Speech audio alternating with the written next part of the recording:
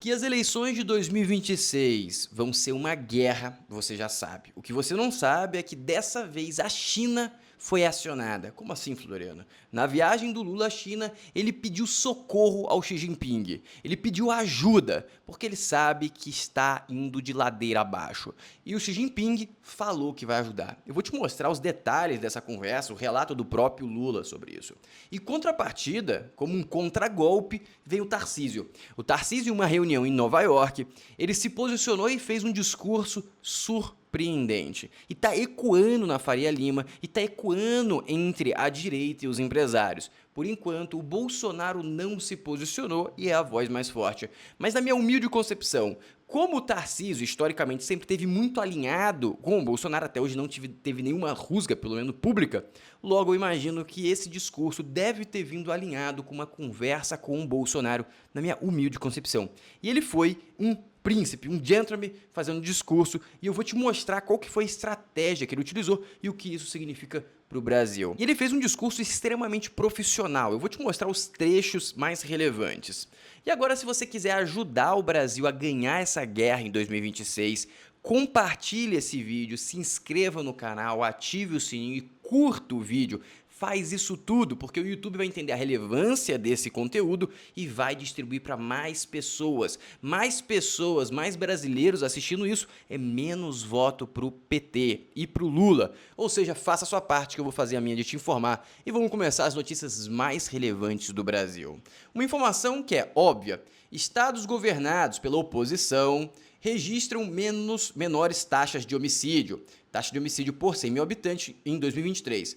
Temos líder aqui, Tarcísio, São Paulo, depois Santa Catarina, depois Minas Gerais. Enquanto isso, líderes de pessoas que desapareceram, ou seja, deixaram de existir, Amapá vem 57, vem Bahia com 43 e 38, todos da esquerda. A grande verdade é que as próximas eleições, o grande tema vai ser segurança pública, eu já falei isso para vocês em outro vídeo, e o Tarcísio está indo muito bem. Por que o Tarcísio está indo bem em segurança pública, mas os assaltos não estão melhorando? Porque assassinato normalmente prende o indivíduo, e a polícia de São Paulo está cada vez mais eficiente, mas roubo não. Se você rouba um celular na rua, você não vai ficar preso. Simplesmente se você for réu primário, na verdade se você passar 10 vezes, a 10ª ainda você é solto, porque tem vários casos disso em São Paulo. É culpa do Tarcísio? Não, é culpa do judiciário. A culpa do Tarcísio é a polícia que prende, e a polícia está prendendo, tanto que tem várias pessoas com 10, 15 passagens pela polícia e continua sendo preso, porque a polícia é eficiente. Só que não adianta se tem um judiciário frágil, e esse vai ser um grande tema das próximas eleições.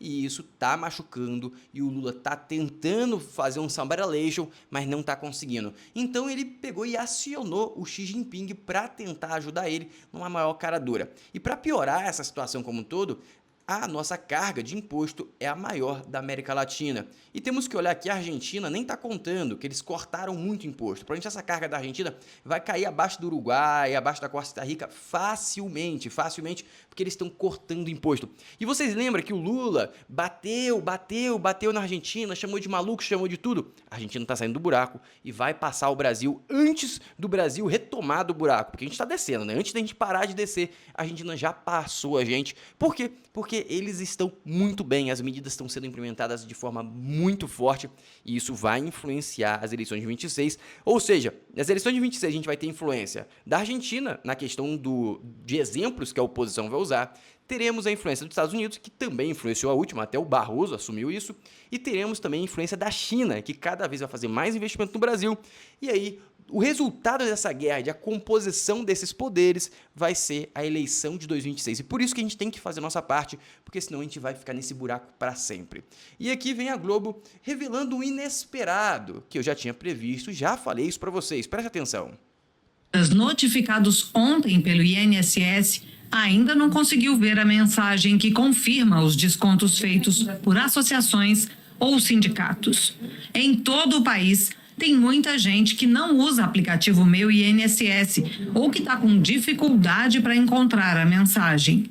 vidraceiro aposentado no Distrito Federal, seu Cristóvão, por exemplo, usa o aplicativo, mas só no fim do dia descobriu que tinha de clicar lá em cima, no sininho, para ver a notificação. É claro, esses caras foram descontados porque ele não tinha um aplicativo. Quem tinha um aplicativo entrava e desativava. Infelizmente, essa galera não nasceu na geração digital, é muito difícil para eles. Ou seja, você notificar o aplicativo, você não vai alcançar quase ninguém, e é o que está acontecendo. E eu falei para vocês que isso ia acontecer. E agora eles querem utilizar a agência do Correio e da Caixa para falar com a galera. Vai ter mais desvio, vai ter mais roubo. Esse repagamento, essa devolução vai ser desviada a balde. Vai ter gente indo com um avião cheio de mala para fora do país. Vai acontecer isso porque é isso que aconteceu até agora. Tem vídeo dos caras com mala com dinheiro sendo escoltado pela Polícia Federal. E eles estão querendo passar, enxugar, mas não vai dar certo e não tá dando. E esse aqui é o grande motivo, presta atenção nesse vídeo, esse aqui é o grande motivo que o Lula foi para a China pedir socorro. Pedir socorro. Porque olha o que está acontecendo. Presta atenção. Não saiu nenhuma pesquisa até agora da popularidade do Lula desde que houve o escândalo, né? As pesquisas dos institutos, dos grandes institutos brasileiros estão marcadas para sair pelo fim de maio, início de junho, mas o governo já tem as suas próprias pesquisas, Megali, e o governo correu para tentar resolver o problema. Hoje começa ali, né, as vítimas a falarem como foi esse desconto fraudulento, começa o processo para devolução do dinheiro.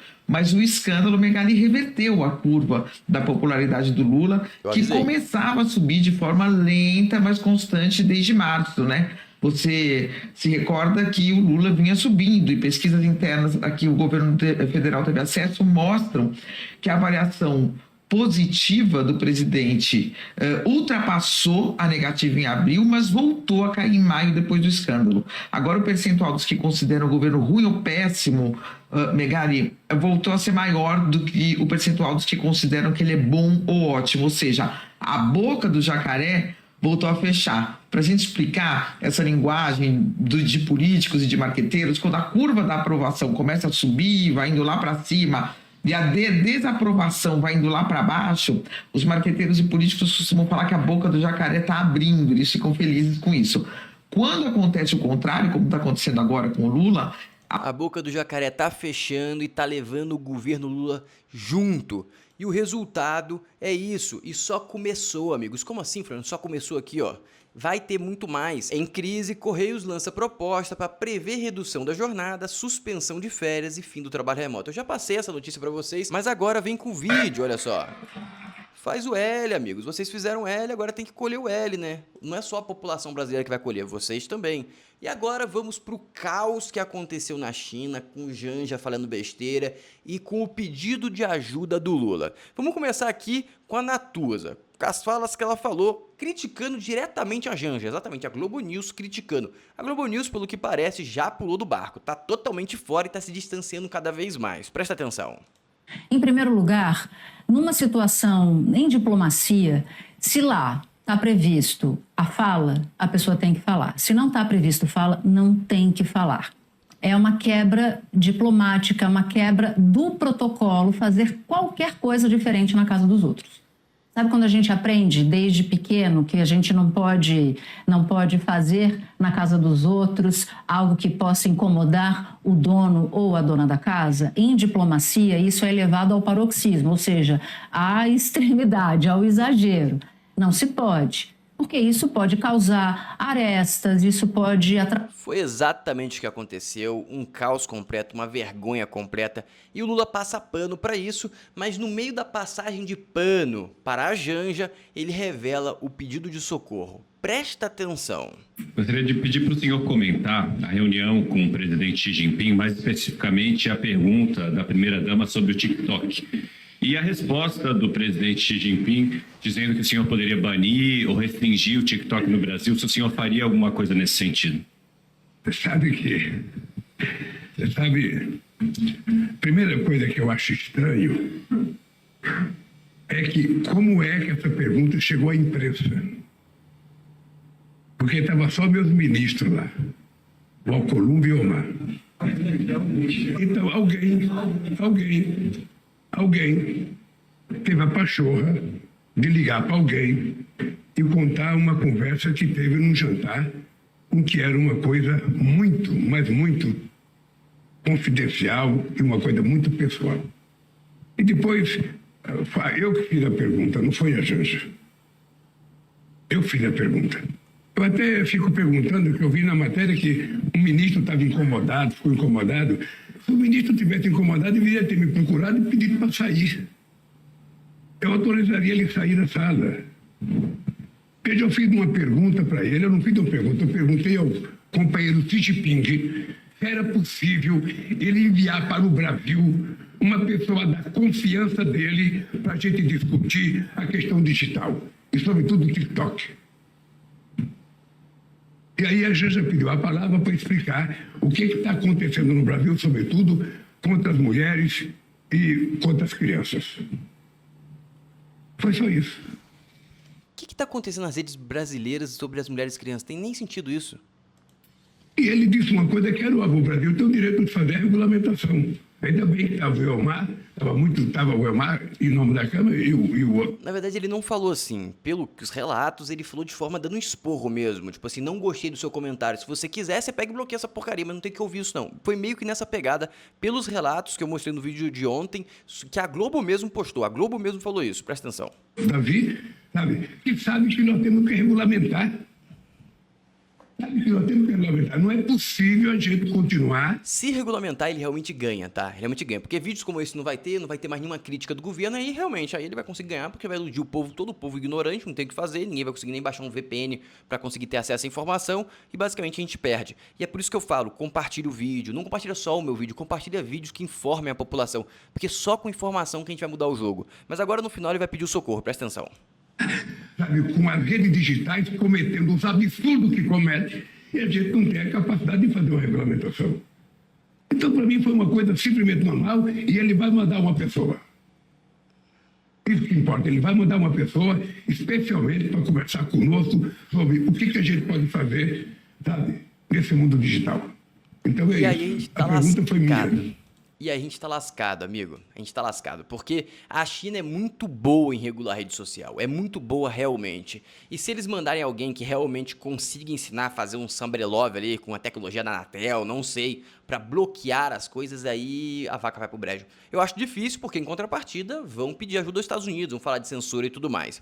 Dito isso, agora vamos para a parte do Tarcísio. Antes de ir para a parte do Tarcísio, tem mais um comentário. Isso aqui só demonstra o desespero do Lula, tá? O Lula sabe que ele vai perder em 26. E agora vem o Tarcísio dando um passo que ele nunca tinha dado antes. Como assim, Floriano? Um passo que ele nunca tinha dado antes?